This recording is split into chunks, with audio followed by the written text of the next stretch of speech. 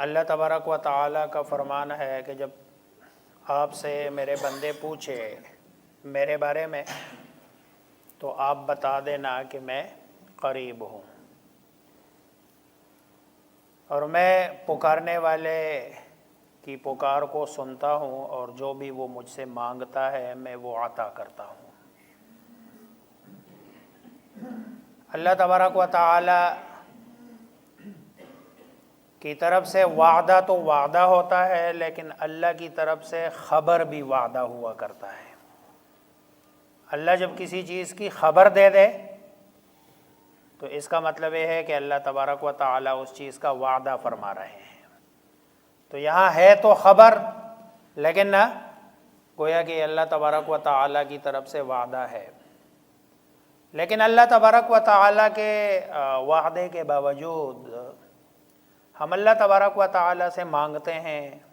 طلب کرتے ہیں، درخواستیں کرتے ہیں، لیکن ہماری دعائیں قبول نہیں ہوتی۔ اور یہ تقریباً معاشرے میں ہر بندے کا یہ گلہ رہتا ہے کہ بھئی ہم اللہ تبارک و تعالی سے مانگتے ہیں، لیکن اللہ تبارک و تعالی ہماری دعائیں قبول نہیں فرماتے ہیں۔ شاید مانگنے کا جو طریقہ ہے اس طریقے سے ہم نہیں مانگ رہے ہیں، شاید مانگنے کا جو حق ہے وہ حق ہم ادا نہیں کر رہے ہیں، جس کی وجہ سے اللہ تبارک و تعالی سے جو ہم مانگتے ہیں چاہتے ہیں اللہ وہ عطا نہیں فرماتے، اور اللہ تبارک و تعالی ہماری دعا قبول نہیں فرماتے ہیں۔ دعا کے آداب کیا ہے اور دعا کیسی مانگنی چاہیے؟ یہ جو لفظ دعا ہے نا، یہ دعا یہ عربی میں دو معنوں کے لیے استعمال ہوتا ہے۔ ایک خواستن کے معنی میں استعمال ہوتا ہے، جس کو مانگنا کہتے ہیں، مانگنے کے معنی میں، اور ایک خواندن کے معنی میں استعمال ہوتا ہے، یعنی پڑھنا۔ شاید ہماری دعائیں پڑھنے والے معنی میں ہے۔ آج تک ہم نے مانگنے والا طریقہ سیکھا ہی نہیں ہے، ہم ابھی تک وہی ایک رٹے رٹائے جملے ہوتے ہیں، اور اسی طرح ہم مانگ رہے ہوتے ہیں، دل میں توجہ بھی نہیں ہوتی، خشوع بھی نہیں ہوتا، طلب بھی نہیں ہوتی، دل حاضر بھی نہیں ہوتا، بس وہ کچھ کلمات ہیں جو ہم کہہ رہے ہوتے ہیں، پڑھ رہے ہوتے ہیں، مانگ نہیں رہے ہوتے ہیں۔ تو دعا کا طریقہ کیا ہے، شرائط کیا ہے، آداب کیا ہے؟ دعا کی جو پہلی شرط ہے کہ بھئی دعا حضور قلب کے ساتھ ہو۔ جس وقت آپ مانگ رہے ہیں آپ کا دل حاضر ہو، اسی طرح خشوع اور خضوع کے ساتھ ہو، توجہ ساری اللہ تبارک و تعالی کی جانب ہو، اللہ تبارک و تعالی سے ڈر ہو۔ اگر اس طرح کوئی بندہ دعا مانگ لیتا ہے تو تب اللہ تبارک و تعالی اس کی دعا قبول فرماتے ہیں۔ چنانچہ حدیث میں ہے، رسول اللہ صلی اللہ علیہ وسلم کا فرمان ہے کہ وَاعْلَمُوا أَنَّ اللَّهَ لَا يَسْتَجِيبُ مِنْ قَلْبِ غَافِلٍ لَاهٍ۔ ہر وہ دل جو اللہ کی یاد سے غافل ہو، ہر وہ دل جو دعا کرتے وقت اللہ کی طرف متوجہ نہ ہو، اللہ تبارک و تعالی اس کی پکار کو سنتے ہی نہیں ہے۔ سنتے نہ ہونے کا مطلب کیا؟ اللہ تبارک و تعالی اس کی دعا قبول نہیں فرماتے۔ تو پہلی شرط یہ ہے کہ حضور قلب کے ساتھ ہو، خشوع اور خضوع سے بندہ دعا مانگے۔ دوسری شرط یہ ہے کہ اکل حلال پر قناعت ہو، اور حرام آمدنی سے اجتناب ہو، حرام کھانے سے اجتناب ہو۔ اگر بندہ بہت زیادہ خشوع سے، خضوع سے، توجہ کے ساتھ، حضور قلب کے ساتھ دعا مانگ رہا ہے، لیکن اس کے پیٹ میں، اس کے خون میں، اس کے جسم میں حرام کی آمیزش ہے، اور حلال سے اس کے جسم کی بڑھوتری نہیں ہوئی تو ایسے آدمی کی بھی اللہ تبارک و تعالی دعا قبول نہیں فرماتے۔ چنانچہ حدیث میں ہے کہ جس کا کھانا، جس کا پینا، جس کا بیٹھنا، جس کا پہننا سارا حرام کا ہو تو کیوں کر اللہ تبارک و تعالی اس کی دعا قبول فرمائیں گے۔ تو یہ دوسری شرط ہے کہ اکل حلال پر قناعت ہو اور حرام آمدن سے اجتناب ہو۔ تیسری شرط یہ ہے کہ اللہ تبارک و تعالی کی طرف سے جتنے بھی اوامر ہے، اللہ کے جتنے بھی احکامات ہیں، اوامر وہ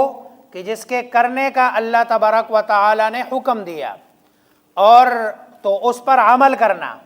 اور نواہی سے اجتناب،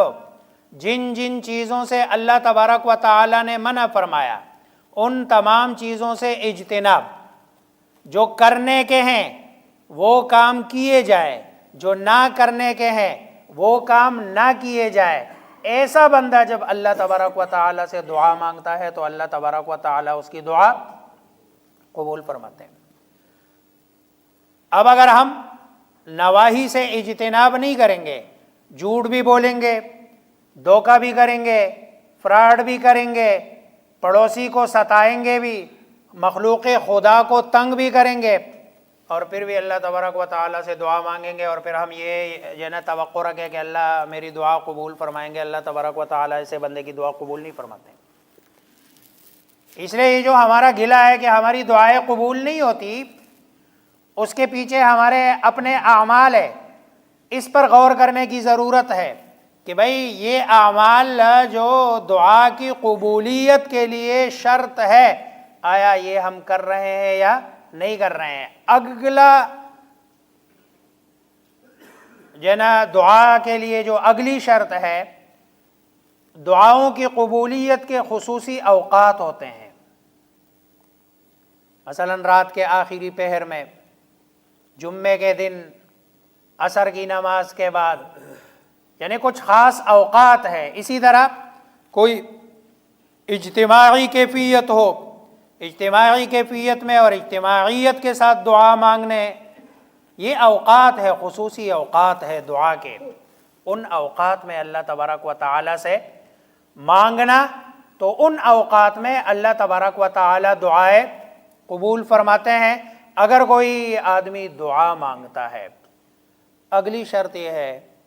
کہ دعا ہم مانگتے ہیں، ایک دفعہ دو دفعہ چھوڑ دیتے ہیں، جلد بازی کا مظاہرہ نہیں کرنا چاہیے۔ اس میں جب بھی کوئی چیز بندہ مانگتا ہے تو ایک دفعہ اگر دعا قبول نہیں ہوئی، دو نہیں، تین نہیں، 4 تسلسل کے ساتھ اللہ تبارک و تعالی سے مانگ لینی چاہیے وہ چیز۔ اور کسی بھی انسان کو اللہ تبارک و تعالی سے مایوس ہو کر دعا نہیں چھوڑنی چاہیے۔ جیسے ہم بسا اوقات مانگ لیتے ہیں ایک دفعہ دو دفعہ اور اس کے بعد کہتے ہیں یار ہماری تو دعائیں قبول ہی نہیں ہوتی، مانگنا چھوڑ دیتے ہیں۔ نہیں، ایسا جیسے کوئی بچہ اپنی ماں کو منواتا ہے، ایک دفعہ دو دفعہ رو رو کر، لپٹ لپٹ کر، زبردستی، گویا کہ نا اپنی ماں کو منواتا ہے اور ماں آخر میں مان جاتی ہے۔ اسی طرح اللہ تبارک و تعالی سے مانگتے ہوئے مایوس نہیں ہونا چاہیے، اور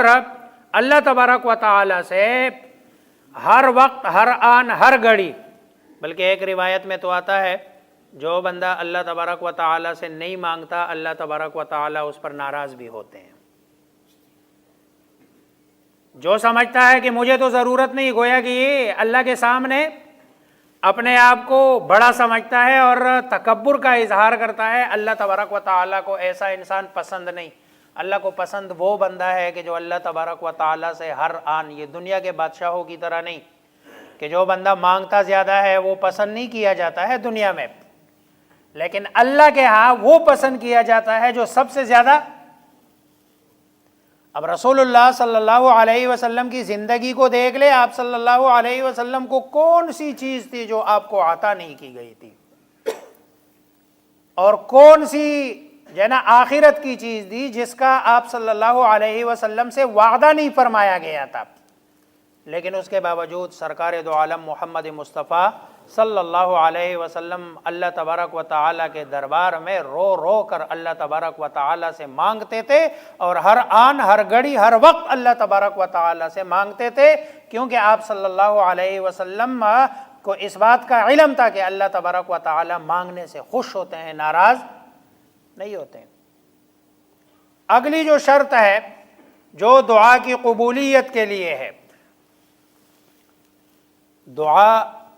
پوری یقین کے ساتھ کرنی چاہیے، اور اس یقین کے ساتھ کہ اللہ تبارک و تعالی میری اس دعا کو ضرور شرف قبولیت بخش دیں گے۔ حدیث میں ہے